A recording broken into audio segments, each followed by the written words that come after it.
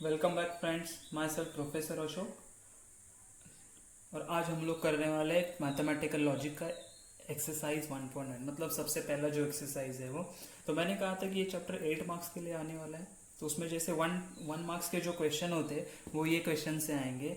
जैसे देखो क्वेश्चन क्या पूछा है पहले, तो state the which of the following are statements justify straight the truth value. मतलब क्या कि ये जो सब सेंटेंसेस दिए उसमें से कौन से स्टेटमेंट्स है, अगर नहीं है तो क्यों नहीं है, और उनका ट्रूथ वैल्यू लिखना है। अच्छा, तो स्टेटमेंट कौन से होते हैं, मैंने क्या बोला था कि एनी डिक्लेरेटिव सेंटेंस, उसका आंसर आइदर ट्रू रहेगा और फॉल्स रहेगा, लेकिन दोनों एक साथ नहीं, साइमल्टेनियसली नहीं रहेगा, वो क्या होते हैं, स्टेटमेंट्स। और जो एक्सक्लामेटरी क्वेश्चन सेंटेंस होते हैं, या फिर हम लोग बोलेंगे कि कोई इंट्रोगेटिव क्वेश्चन है, इंपेरेटिव सेंटेंसेस है, वो क्या होते हैं, वो स्टेटमेंट, या ओपन सेंटेंसेस है वो स्टेटमेंट नहीं होते। तो लेट्स से हम लोग फर्स्ट क्वेश्चन सॉल्व करते हैं। तो आप इसको देख के क्या बोलोगे डायरेक्ट, ये कि फॉल्स है। अच्छा, डायरेक्ट हम लोग नहीं बोल सकते फॉल्स है, मुझे पहले क्या करना है, रिकॉग्नाइज करना है कि ये स्टेटमेंट है कि नहीं। बराबर है। तो यहाँ पे कोई भी ऐसा वैल्यू है जो चेंज हो रहा है नहीं, सब फिक्स है। यहाँ पे सीधा उन्होंने बोला है कि 5+4 इज इक्वल टू 13।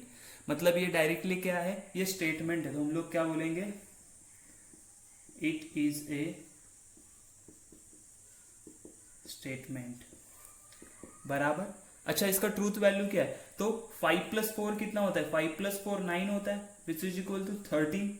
मतलब ये एक्चुअली रॉन्ग है, फॉल्स है। ठीक है, नॉट इक्वल है। तो हम लोग क्या लिखेंगे,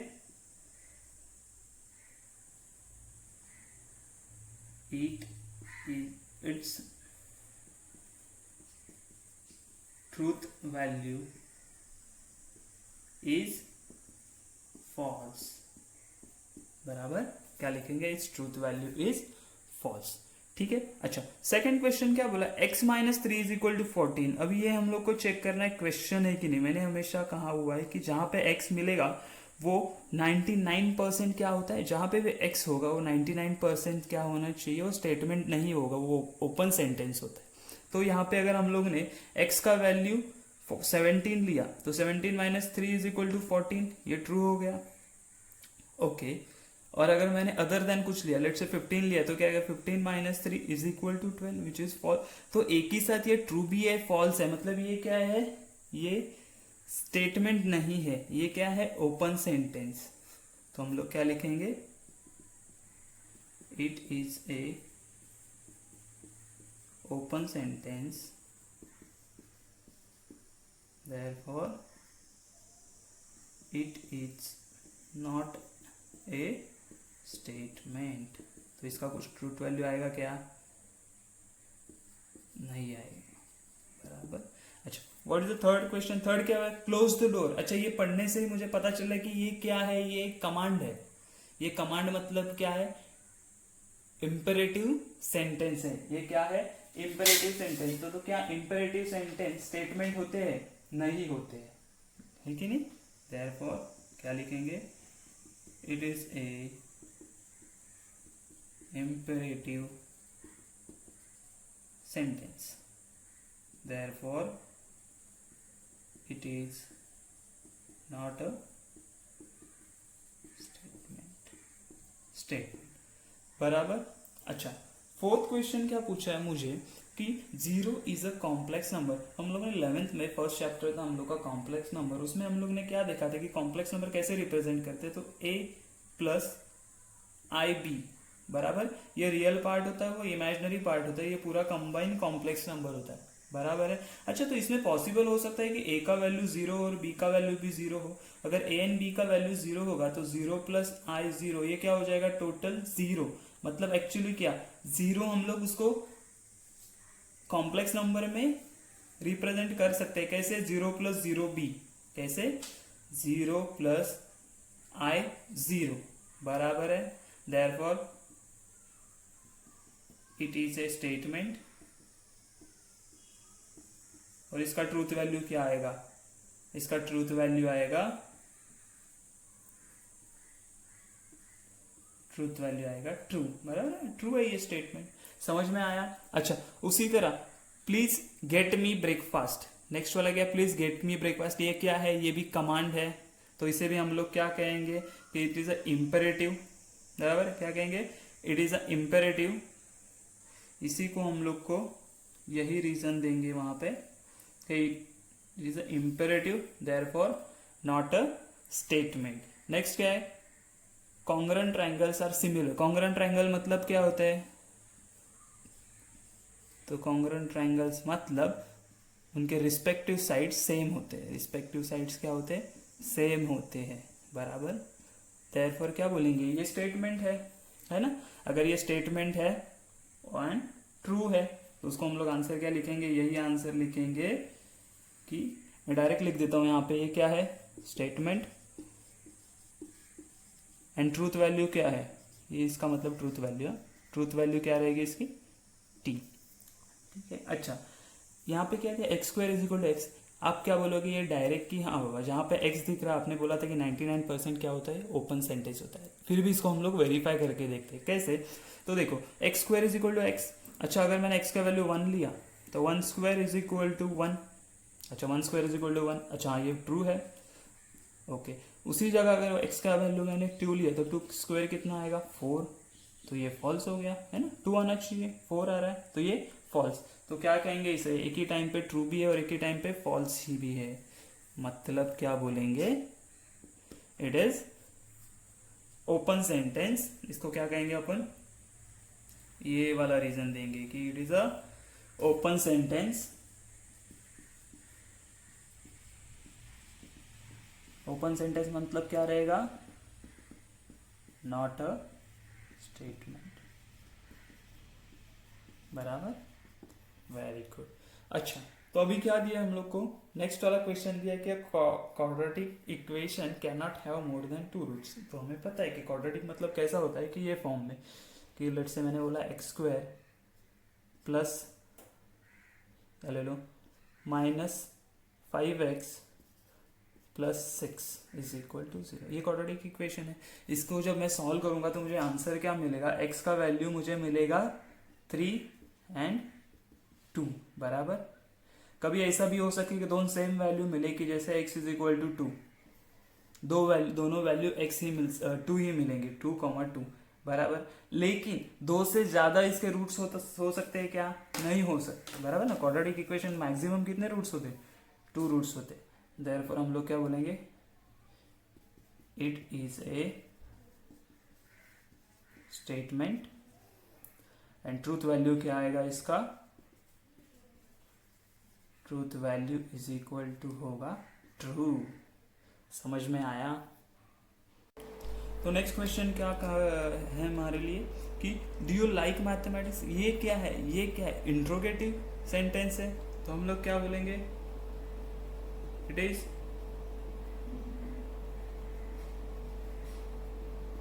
गेटिव सेंटेंस, ठीक है।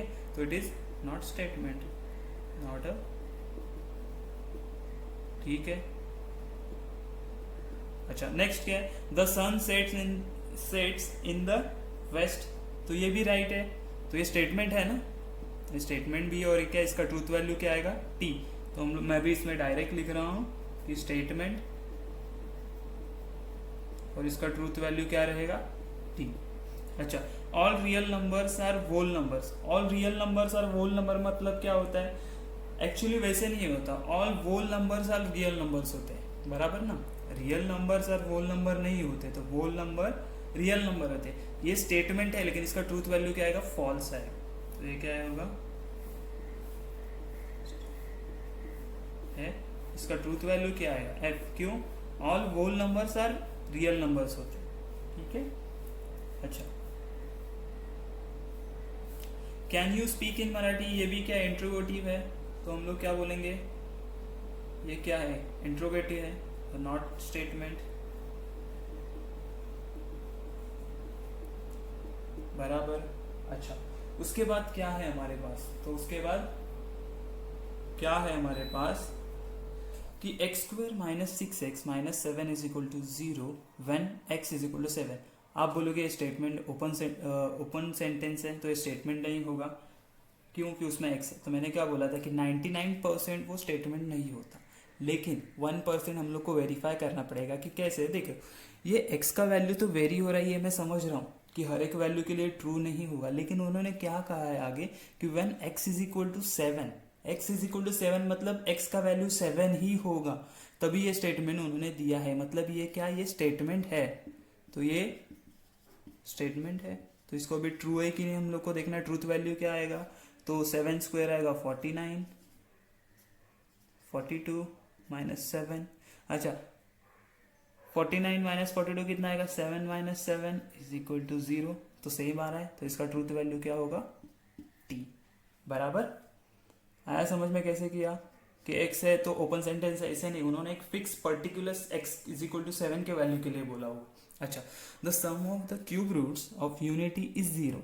अच्छा तो हम लोग ने कॉम्प्लेक्स नंबर में कुछ पढ़ा था ऐसे, याद आ रहा है क्या, omega square plus omega plus 1 is equal to 0 होता है। बराबर इसी को हम लोग बोलते कि sum of the cube roots of unity is 0।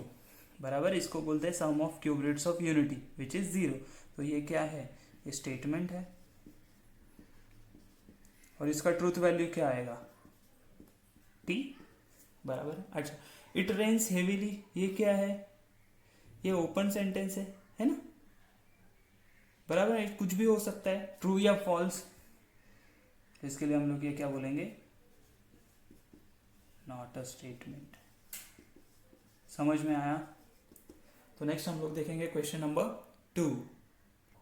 ठीक है, क्वेश्चन नंबर 2 क्या बोल रहा है हम लोग को, तो right the following compound statement in symbolically. मतलब क्या होता है, हम लोग ने देखा है कि सिंबॉलिकली कैसे लिखना है, तो कौन से सिंबल हम लोग यूज करते हैं, कुछ पता है कि स्टेटमेंट्स के हम लोग लेटर्स यूज करते थे P Q R S, और उसके बाद लॉजिकल कनेक्टिव। तो लॉजिकल कनेक्टिव कौन से हम लोग को यूज करने थे, देखो क्या हो सकते हैं, नॉट के लिए हम लोग नेगेशन यूज करते हैं, उसके बाद और के लिए क्या यूज करते हैं, कुछ याद है,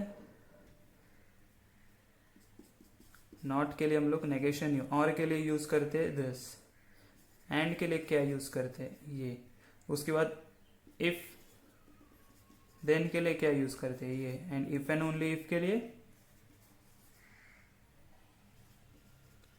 इफ के लिए double sided which is a double implication. बराबर है, चलो ठीक है।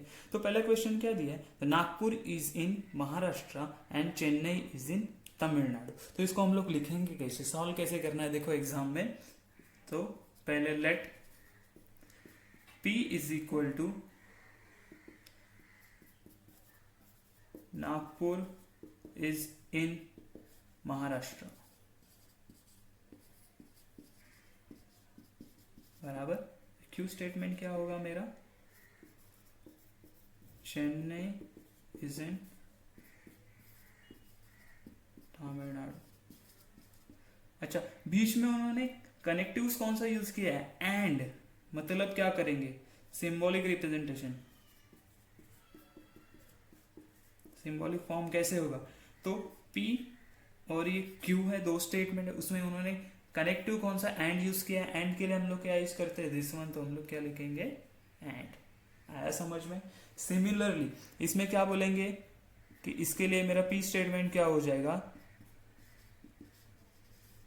ट्राइंगल इज इक्विलैटरल, क्या बोलेंगे,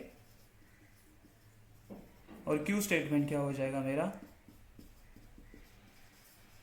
ट्राइंगल इज आइसोसेलेस। बराबर है। अच्छा तो सिंबॉलिक रिप्रेजेंटेशन क्या हो जाएगा, P Q है, क्या यूज किया है उन्होंने, एंड के लिए हम लोग क्या यूज करते हैं, दिस। समझा। तो ये हो गया मेरा सिंबॉलिक रिप्रेजेंटेशन। बराबर ये क्या हो गया मेरा सिंबॉलिक रिप्रेजेंटेशन।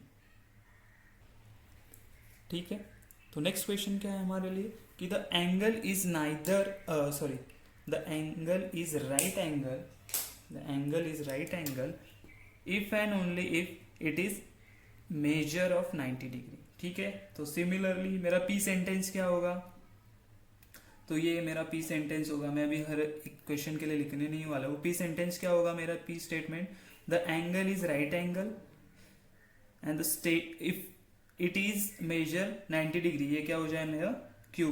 बराबर है। अच्छा कनेक्टिव्स कौन सा यूज किया हुआ है उन्होंने, तो if and only if, if and only if के लिए हम लोग क्या लिखते थे, ये पी एंड क्यू हो गया। इफ एंड ओनली इफ मतलब डबल इम्प्लीकेशन, क्या याद है? तो इसका सिंबॉलिक रिप्रेजेंटेशन ये हो जाएगा। नेक्स्ट क्वेश्चन क्या है, फोर्थ वाला हम लोग का।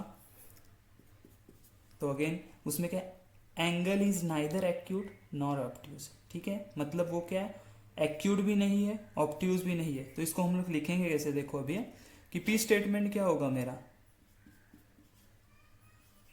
एंगल इज नाइदर एक्यूट है, तो मैं लिखता हूं कि ये एक्यूट, ओके। क्यू क्या लिखूंगा, एंगल इज ऑब्ट्यूज। क्यों ऐसा लिखा समझेंगे, देखो सिंबॉलिक रिप्रेजेंटेशन कैसे होगा, सिंबॉलिक फॉर्म। अच्छा उन्होंने क्या बोला है कि एंगल इज नाइदर एक्यूट, मतलब एक्यूट नहीं है नॉर ऑब्ट्यूज, और वो ऑब्ट्यूज भी नहीं है। और मेरा पी स्टेटमेंट क्या, एंगल इज एक्यूट, एक्यूट, लेकिन उन्होंने क्या नाइदर एक्यूट बोला है, तो उसका नेगेटिव क्या होगा, बराबर, ये सही है। एंड नॉर ऑब्ट्यूज, तो नॉर ऑब्ट्यूज मतलब आप लिखोगे negation of Q, not Q, बराबर। अच्छा लेकिन कनेक्टिव्स कौन से यूज करेंगे बीच में, तो उन्होंने क्या बोला, नाइदर एंड नॉर। जब भी नाइदर एंड नॉर आता है मतलब वो दोनों भी नहीं है, दोनों भी नहीं है मतलब वो एक्यूट भी नहीं है और ऑब्ट्यूज भी नहीं है। तो दोनों नहीं है के लिए हम लोग क्या यूज करते हैं, एंड, बराबर। तो यहाँ पे क्या यूज करेंगे, एंड, और यूज नहीं करना है। और मतलब क्या, दोनों में से एक ट्रू होता है, लेकिन उन्होंने क्या बोला, दोनों भी नहीं है बोला है उन्होंने, तो ये क्या होगा, एंड यूज करेंगे। तो इसका आंसर क्या आएगा, negation P and negation Q, ठीक है। तो नेक्स्ट क्वेश्चन क्या दिया है हम लोग को कि if triangle ABC is a right angle at B then measurement angle A plus measurement angle C is equal to 90 degree होता है।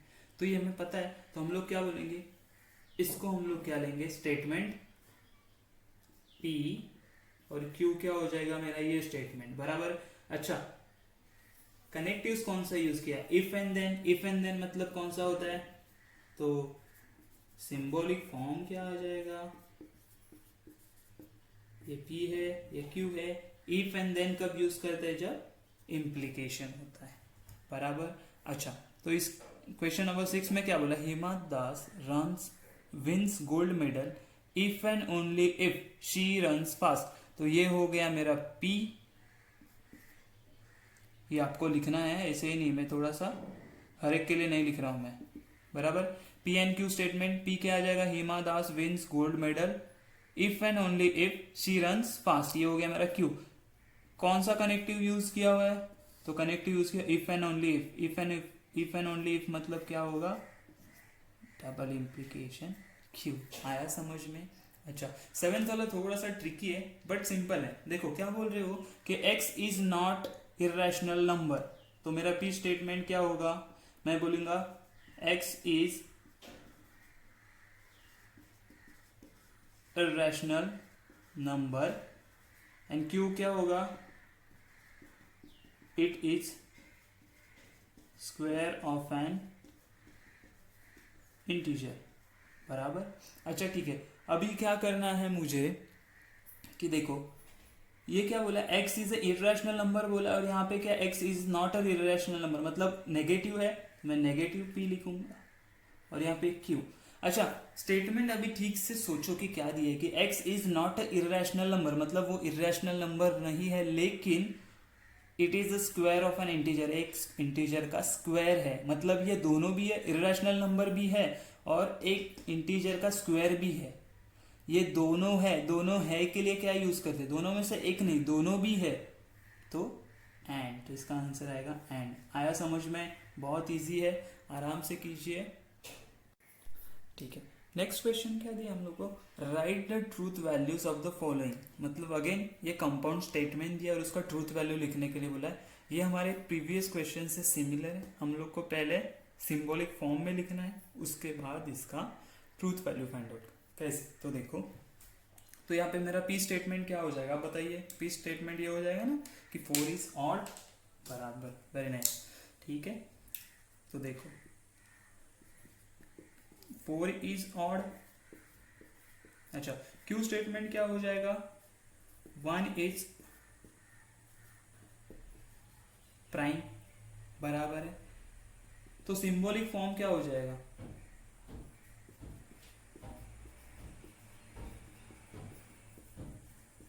सिंबॉलिक फॉर्म क्या हो जाएगा हमारा कि P और यहाँ पे Q है। अच्छा, कनेक्टिव्स कौन सा यूज किया, और मतलब क्या होता है ये, दिस इज अ और बराबर। अच्छा, ये स्टेटमेंट का ट्रूथ वैल्यू क्या है देखते हैं हम लोग। स्टेटमेंट का ट्रूथ वैल्यूज, ठीक है। अच्छा, 4 इज ऑड नंबर, ट्रू है कि फॉल्स, तो फॉल्स है, उसका ट्रूथ वैल्यू फॉल्स है, बराबर। अच्छा, 1 is prime, 1 is prime, prime मतलब क्या होता है, 1 प्राइम होता है क्या, हम लोग को ये पता है कि 1 is neither prime nor composite, तो ये भी फॉल्स हो गया, बराबर। अच्छा, ये अगर दोनों फॉल्स हो गया तो ये क्या हो जाएगा, P भी फॉल्स है और F भी फॉल्स है, तो फाइनल आंसर जो हमारा आएगा वो भी क्या रहेगा, वो भी रहेगा फॉल्स। आया समझ में, वेरी नाइस। ओके, नेक्स्ट क्या दिया हम लोग को, नेक्स्ट क्वेश्चन है 64 is a perfect square and 46 is a prime number. अच्छा, अगेन सेम प्रोसेस फॉलो करना है। Let P is equal to 64 is a perfect square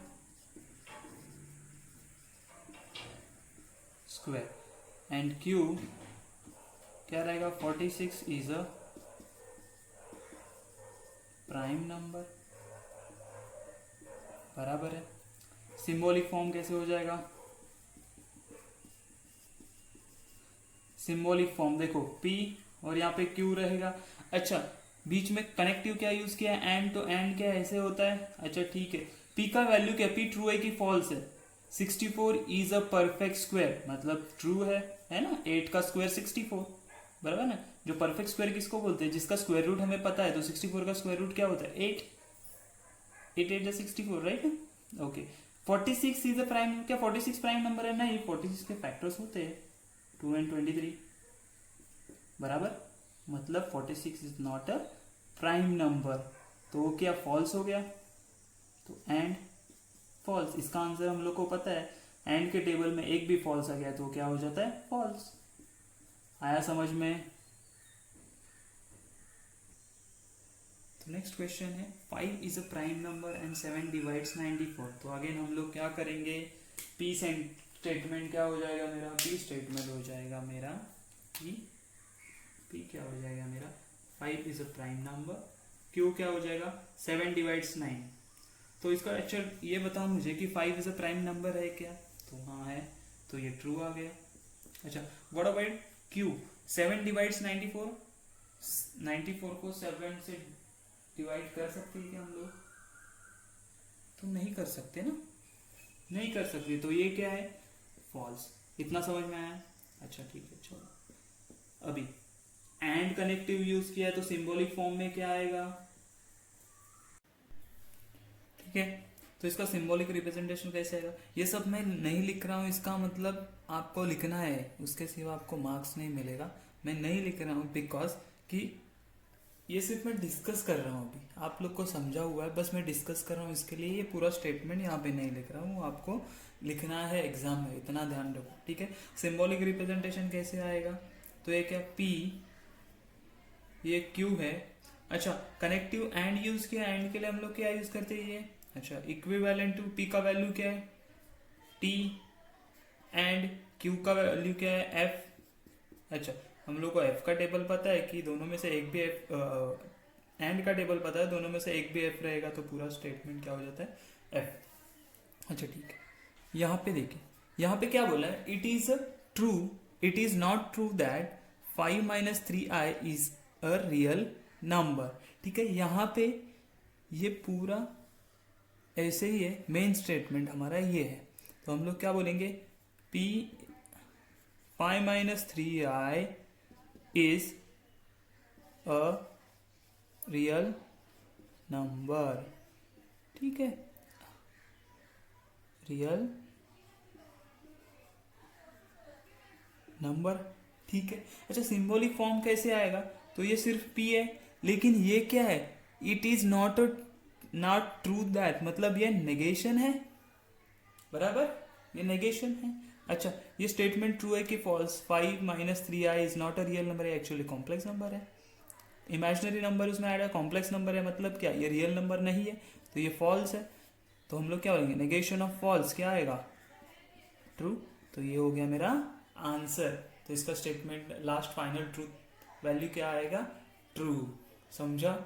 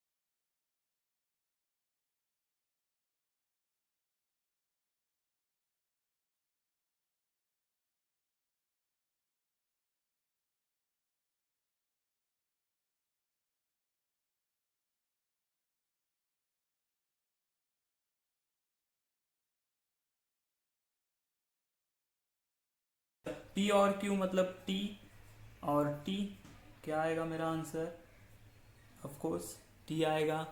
समझ रहा है क्या, बहुत इजी है। Okay, will move to the next question which is fourth one.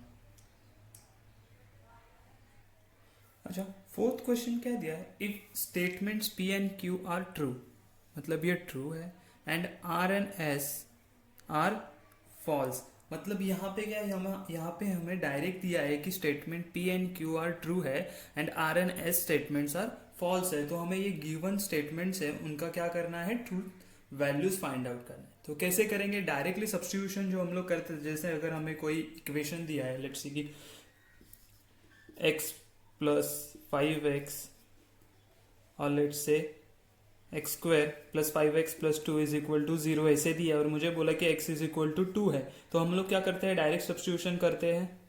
ठीक है, जैसे वो p ऑफ x दिया होता था हम लोग को, तो डायरेक्ट सब्स्टिट्यूशन करके क्या मिलेगा हम लोग को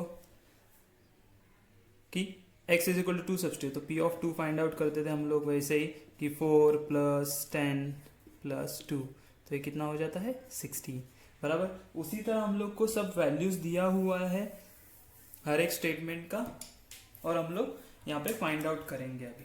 तो ठीक है, p का वैल्यू क्या दिया हुआ है, p and q are true है, इतना याद रखो, p एंड q क्या है, ट्रू। तो ये यहाँ पे क्या लिखूंगा, ट्रू, और q का वैल्यू भी ट्रू, कहाँ से मिला, यहाँ से, एंड r का वैल्यू है फॉल्स, कहाँ से मिला, यहाँ पे बोला है उन्होंने कि r and s are false, equivalent. अच्छा, ऐसे ही पहले ब्रैकेट सॉल्व हो जाएगा तो क्या मिलेगा, टी एंड एफ। हम लोग को याद है कि एंड का टेबल में, एंड के ट्रूथ टेबल में एक भी फॉल्स आ गया तो वो फॉल्स हो जाता, तो ये पूरा फॉल्स हो गया बराबर, तो ये क्या मिलेगा, फॉल्स। तो फाइनल आंसर क्या मिलेगा, टी और एफ और में क्या होता है, और के ट्रूथ टेबल में दोनों में से एक भी ट्रू है तो पूरा टोटल फाइनल आंसर मुझे क्या मिलेगा, ट्रू। ठीक है, सिमिलरली ये इम्प्लीकेशन में याद रखो, सिर्फ जब t टेंस टू f होता है तभी आंसर f होता है, अदरवाइज ट्रू होता है। तो यहाँ पे p क्या है मेरा, ट्रू, कहाँ से मिला, यहाँ से, q भी ट्रू है, और r फॉल्स इम्प्लाइज फॉल्स। ठीक है, यहाँ पे ये फॉल्स अदरवाइज सब ट्रू है, तो हमें क्या मिलेगा, हमें ऐसे मिलेगा टी इम्प्लाइज टी भी ट्रू होता है और एफ इम्प्लाइज एफ भी टी होता है, तो इसका फाइनल आंसर क्या मिलेगा मुझे, ट्रू। बराबर, क्या ये समझ रहा है। तो नेक्स्ट क्या है, थर्ड वाला हम लोग को दिया है, दिस इज थर्ड वन।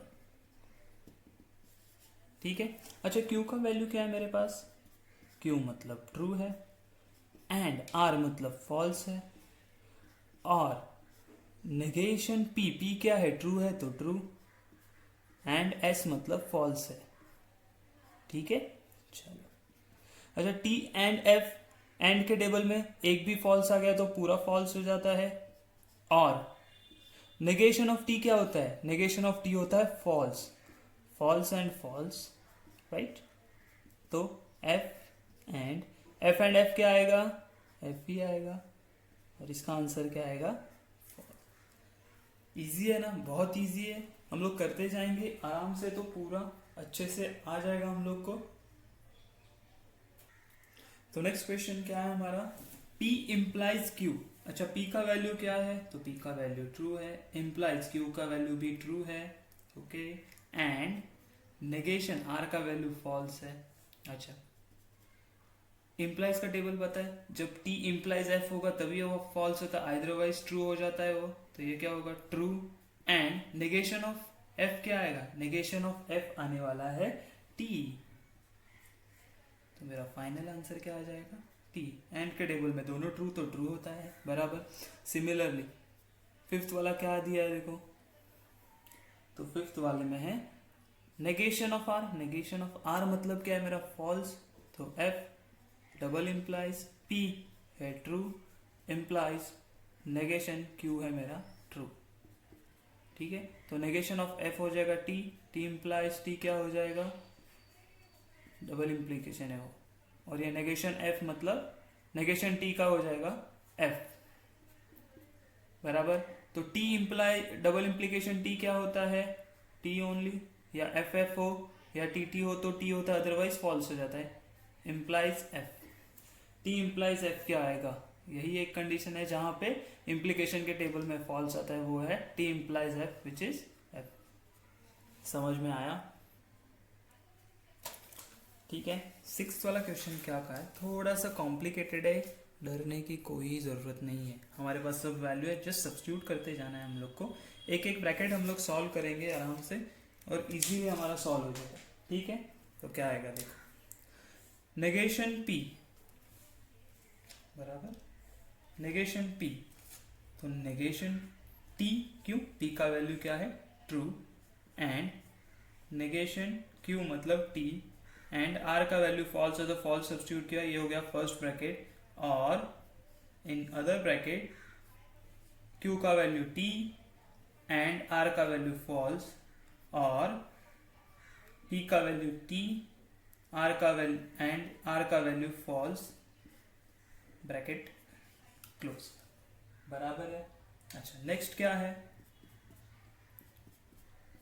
ये नेगेशन टी क्या हो जाएगा, फॉल्स, एंड ये भी negation T, false and false, bracket complete, और अच्छा टी एंड एफ क्या हो जाएगा, एंड के टेबल में एक भी एफ आ गया तो फॉल्स होता है, और सेम फॉल्स आएगा, ओके। यहाँ पे क्या हो जाएगा, एफ एंड एफ क्या आ जाएगा, एफ ओनली, बराबर है, एकदम इजी है। और ये एफ एंड एफ क्या आने वाला है, एफ और एफ ही आएगा, ठीक है, एफ एंड एफ और एफ, तो फाइनल आंसर क्या मिल रहा है मुझे, एफ ओनली, समझा। तो नेक्स्ट क्वेश्चन क्या है हमारे लिए, थोड़ा सा कॉम्प्लिकेटेड है लेकिन इजी है, तो कैसे आएगा देखो। अच्छा नेगेशन ऑफ क्या बोला है फर्स्ट ब्रैकेट में, ये ब्रैकेट पहले देख लेते हैं कि नेगेशन ऑफ पी मतलब टी, एंड क्यू का वैल्यू भी टी है, ट्रू है वो भी, एंड नेगेशन आर मतलब फॉल्स, ब्रैकेट कंप्लीट, और क्यू मतलब क्या होता है हमारा, ट्रू implies ट्रू, पी का वैल्यू भी ट्रू है, implies negation false और false। ठीक है, ये ब्रैकेट कंप्लीट। चलो, तो नेगेशन ऑफ टी क्या आने वाला है, false and true, and negation of false आएगा ट्रू, ब्रैकेट कंप्लीट। और यहाँ पे क्या मिलेगा मुझे, टी इम्प्लाइज टी क्या होता है, टी इम्प्लाइज, यहाँ पे क्या आएगा, नेगेशन एफ मतलब टी और एफ। ओके, तो क्या आएगा अभी, let's see, F and T क्या होता है, एंड के टेबल में एक भी एफ आ गया तो पूरा क्या हो जाता है, false, and T bracket complete. और ये ब्रैकेट में क्या आएगा, टी इम्प्लाइज, देखो टी और एफ मतलब क्या होता है, दोनों में से एक भी ट्रू है तो पूरा ट्रू हो गया, तो ट्री आ जाएगा, सॉरी टी आ जाएगा। तो यहाँ पे क्या लेंगे, एफ एंड टी क्या हो जाएगा, F, no need to give a bracket, और टी इम्प्लाइज टी क्या होता है, ट्रू, बराबर। अच्छा, और के टेबल में एक भी ट्रू आ गया तो पूरा स्टेटमेंट ट्रू हो जाता है। समझ रहा है, इजी है ना। बस यहाँ पे जो वैल्यूज दिए वो हम लोग को सब्स्टिट्यूट करते जाना है। चलो ठीक है, तो लास्ट वाला क्वेश्चन देखते हैं हम लोग क्या है, कि हम लोग को बस ये कॉम्प्लिकेट दिया है, लगता है कॉम्प्लिकेटेड है नहीं। ठीक है, हम लोग इसको सिंप्लीफाई कर दें, ये पूरे ब्रैकेट का नेगेशन है तो एज इट इज बाहर रख दिया, inside bracket negation of P, P मतलब क्या है, true, sorry negation of true होगा, एंड आर का वैल्यू क्या है, एफ फॉल्स है वो, और एस मतलब क्या है, false, implies negation of true, Q का वैल्यू क्या है, ट्रू है, bracket complete, double implication, P मतलब ट्रू होता है एंड आर मतलब फॉल्स होता है, बराबर है ये। अच्छा, ये नेगेशन पूरे ब्रैकेट का है तो एज इट इज यहीं पे रख देंगे, सबसे बाद में दे देंगे हम लोग इसको। ठीक है, तो ये क्या हो जाएगा, नेगेशन ऑफ टी क्या होता है, एफ एंड एफ हो जाएगा, और यहाँ पे क्या हो जाएगा, F implies negation of T क्या होता है, F, bracket complete, double implication, T and F क्या होगा, एंड के टेबल में एक भी फॉल्स आ गया तो फॉल्स, बराबर। अच्छा ठीक है, अभी देखो अगेन नेगेशन बाहर, ये ब्रैकेट में एफ एंड एफ क्या होता है, एफ, और एफ इम्प्लाइज एफ क्या होता है, ट्रू होता है, वो क्या होता है, ट्रू। ठीक है, तो इम्प्लाइज ये क्या आ जाएगा, एफ का F as it is. Next क्या हो जाएगा, नेगेशन एफ और टी, मतलब और में एक भी टी आ गया तो पूरा क्या हो जाता है, टी, डबल इम्प्लीकेशन एफ, बराबर। अच्छा, नेगेशन ऑफ टी क्या आता है, F, F double implies F आएगा, तो हमें पता है डबल इम्प्लीकेशन में क्या टी टी रहेगा तो टी आता है, या फिर दोनों एफ एफ रहेगा तो टी आता है, तो इसका आंसर क्या आ जाएगा, टी, बराबर।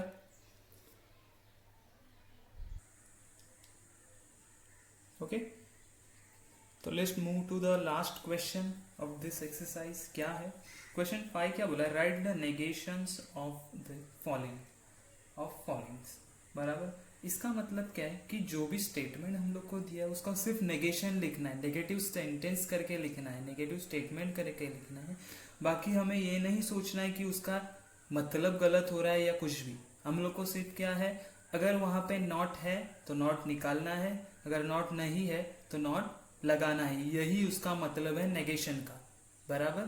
तो लेट्स सी फर्स्ट क्वेश्चन क्या है हमारे पास, तिरुपति इज इन आंध्र प्रदेश, क्या बोलते हैं, तिरुपति इज इन आंध्र प्रदेश, बराबर। अगर हमने इसका नेगेटिव स्टेटमेंट बनाया तो क्या आएगा, वो मैंने क्या बोला, सिर्फ नॉट लगाना है, तो कहाँ लगाएंगे नॉट, तो क्या बोलते हैं, तिरुपति इज, सपोर्टिव वर्ब के बाद में लगाते हैं हम लोग, तो क्या is not in Andhra Pradesh, बराबर। बहुत ही सिंपल, बस नॉट लगाना है। उसी तरह 3 is not a root of 3 is not a root of the equation x square plus 3x minus 18। ये हमें नहीं दिखना है कि इक्वेशन सॉल्व करना है क्या नहीं, हम लोग को सिर्फ क्या करना है अभी कि सिर्फ नॉट, यहाँ पे नॉट है तो मैंने क्या बोला, नॉट होगा तो नॉट निकाल देने का, नॉट का नॉट क्या होता है, निकल जाता है। तो क्या बोलेंगे, 3 is a root of the equation x square plus 3x minus 18 is equal to 0। इतना सिंपल है। अच्छा नेक्स्ट क्या है, √2 is a rational number। तो मैंने क्या बोला है, स्टेटमेंट का मीनिंग अगर चेंज हो रहा है तो वो हमें उसका सोचना नहीं है, उसके बारे में सोचना नहीं है। मीनिंग चेंज हो रहा है तो हो जाने दो। हम लोग क्या करेंगे, √2 is a नहीं, is not a rational number, बराबर, वेरी गुड। अच्छा यहाँ पे अभी क्या बोला, polygon ABCD is a pentagon, is a pentagon, बराबर। तो हम लोग क्या बोलेंगे, सिंपल सीधा ABCDE is not a pentagon, बराबर, एकदम इजी। यही थोड़ा ट्रिकी वन है, इसको क्या लिखना है, इसका नेगेटिव। ये क्या बोल रहा है कि 7 + 3 इज ग्रेटर देन 5 है। अच्छा तो मैं कैसे लिखता हूं, 7 + 3 इज नॉट ग्रेटर देन 5। ठीक है, ये कैसा लिखा है, समझ में आया। या फिर इसको आप ऐसे भी लिख सकते हो कि 7 + 3 is less than equal to 5। इसका मीनिंग भी ऐसे ही होता है, इसका नेगेशन ही होता है, बट एग्जाम में आएगा तो आप ये लिखना है। ठीक है, तो यहाँ पे हमारा एक्सरसाइज 1.1 खत्म होता है। कुछ भी डाउट रहेगा, कोई एक आधा क्वेश्चन नहीं समझ में आया होगा तो आप कमेंट बॉक्स में मुझे कमेंट कर सकते हो, तो मैं उस पर आपको रिप्लाई कर दूंगा। Thank you.